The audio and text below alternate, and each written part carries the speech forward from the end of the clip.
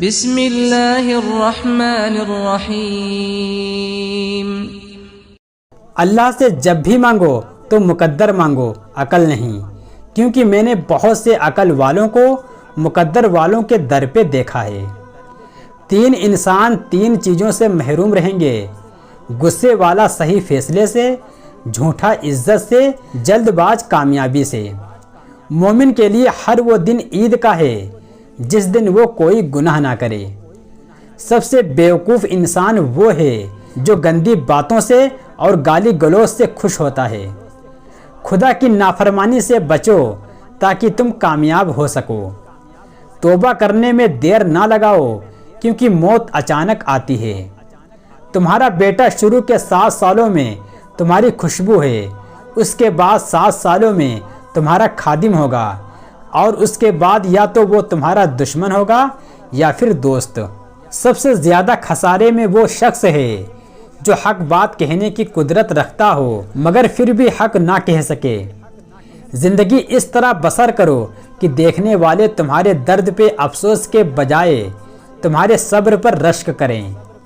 سچ ایک ایسی دوا ہے جس کی لذت کڑوی مگر تاثیر میٹھی ہے۔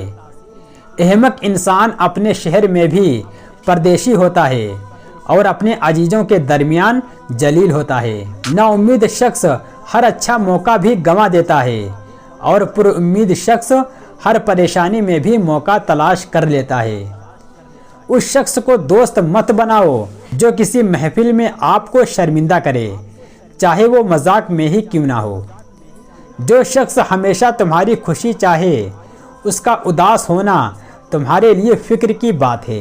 غیبت کرنا کمزور آدمی کی آخری کوشش ہوتی ہے۔ مخلص دوست کے اندر اتنا پیار چھپا ہوتا ہے جیسے ایک چھوٹے سے بیج کے اندر پورا درخت چھپا ہوتا ہے۔ ہر سنی ہوئی بات کو بیان نہ کرو ورنہ تمہاری بے وقوفی کے لیے یہی بات کافی ہوگی۔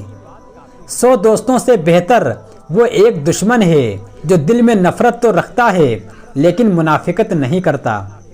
اگر کوئی تم کو صرف اپنی ضرورت کے وقت یاد کرتا ہے تو پریشان مت ہونا بلکہ فخر کرنا کہ اس کو اندھیرے میں روشنی کی ضرورت ہے اور وہ تم ہو۔ انسان کا ذہن بھی عجیب ہے، بیماری کے خوف سے کھانا تو چھوڑ سکتا ہے لیکن دوزخ کے خوف سے گناہ نہیں۔ جب تمہیں یقین ہو کہ خدا ہمیشہ تمہارے ساتھ ہے تو پھر کوئی فرق نہیں پڑتا کہ کون کون تمہارے خلاف ہے۔ کوئی تمہارا دل دکھائے تو ناراض مت ہونا کیونکہ قدرت کا قانون ہے، جس درخت کا پھل زیادہ میٹھا ہوتا ہے لوگ پتھر بھی اسی کو مارتے ہیں۔ خوبصورتی ایک نعمت ہے لیکن سب سے خوبصورت آپ کی زبان ہے، چاہے تو دل جیت لے اور چاہے تو دل توڑ دے۔ زندگی میں ایک ایسا دوست لازمی شامل رکھو جو آئینہ اور سایہ بن کے ساتھ رہے، کیونکہ آئینہ جھوٹ نہیں بولتا اور سایہ کبھی ساتھ نہیں چھوڑتا۔ اس سے ضرور معافی مانگو جسے تم چاہتے ہو، اسے مت چھوڑو جو تمہیں چاہتا ہے، اس سے کچھ نہ چھپاؤ جو تم پہ اعتبار کرتا ہے۔ بہترین ذخیرہ وہ علم ہے جس پر عمل کیا جائے اور وہ نیکی ہے جو جتلائی نہ جائے۔ انسان کو اچھی سوچ پہ وہ انعام ملتا ہے جو اسے اچھے اعمال پہ بھی نہیں ملتا، کیونکہ سوچ میں دکھلاوا نہیں ہوتا۔ جو ذات رات کو درختوں پر بیٹھے پرندوں کو نیند میں گرنے نہیں دیتی، وہ ذات انسان کو کیسے بے یارو مددگار چھوڑ سکتی ہے۔ اپنی رائے میں کسی بزدل کو شریک نہ کیا کرو کیونکہ وہ تمہاری رائے کو کمزور بنا دے گا اور ایسی چیز کو بڑا بنا کر پیش کرے گا جو در حقیقت بڑی نہیں ہوتی۔ دشمنوں کے درمیان ایسے رہو جیسے زبان 32 دانتوں کے درمیان رہتی ہے، ملتی سب سے ہے، دبتی کسی سے نہیں۔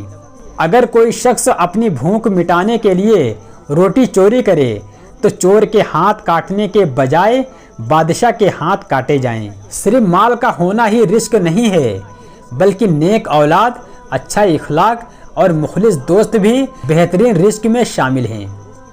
دشمن سے بھی مشورہ کر لیا کرو، اس طرح تم اپنی عداوت کی مقدار اور مقصد کی حد کو پہچان سکو گے۔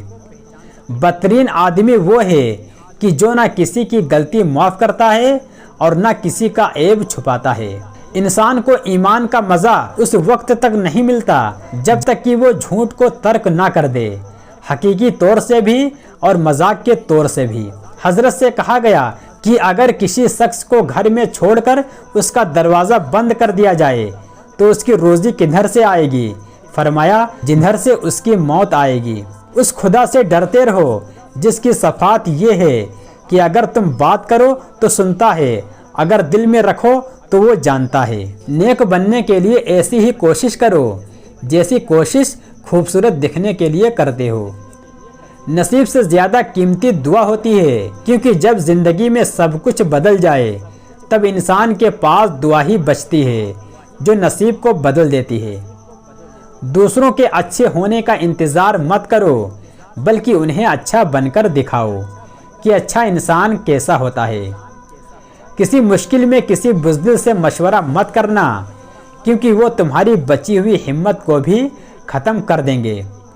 اللہ کی نافرمانی کرنے سے انسان ہمیشہ پریشان ہی رہتا ہے، چاہے بادشاہ کیوں نہ ہو جائے، اور اللہ کو راضی کرنے سے انسان ہمیشہ سکون میں ہی رہتا ہے، چاہے وہ فقیر ہی کیوں نہ بن جائے۔ جو دوسروں کے لیے دعا مانگتا ہے اسے اپنے لیے دعا مانگنے کی ضرورت نہیں پڑتی۔ قلم اٹھانے سے پہلے اتنی تحقیق کرو کہ تمہارے لکھنے پر کوئی دوسرا قلم نہ اٹھا سکے۔ کسی کے آنسو کو زمین پر گرنے سے پہلے اپنے دامن میں جذب کر لو، یہی انسانیت کی معراج ہے۔ رشتوں کی رسی کمزور تب ہوتی ہے جب انسان غلط فہمی میں پیدا ہونے والے سوالوں کا جواب بھی خود ہی بنا لیتا ہے۔ ہم اپنی غلطی کے لیے بہترین وکیل اور دوسروں کی غلطی کے لیے بہترین جج ہیں۔ جب دل میں ایسا غم پیدا ہو جائے جس کی وجہ سمجھ نہ آئے تو وہ انسان کے کسی ایسے گناہ کا نتیجہ ہوتا ہے جس کی اس نے ابھی تک توبہ نہیں کی۔